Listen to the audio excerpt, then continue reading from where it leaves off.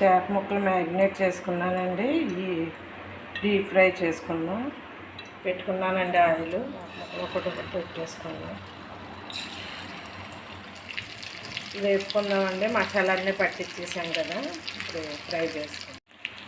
అలా తిప్పుకుంటా ఫ్రై చేసుకుందామండి. అటు ఇటు తిప్పుకుంటా వేగిపోవచ్చినాయి. డీప్ ఫ్రై చేసుకుంటే బాగుంటుంది. ఆయిల్ ఏం పేర్చదండి చేప ముక్కలు.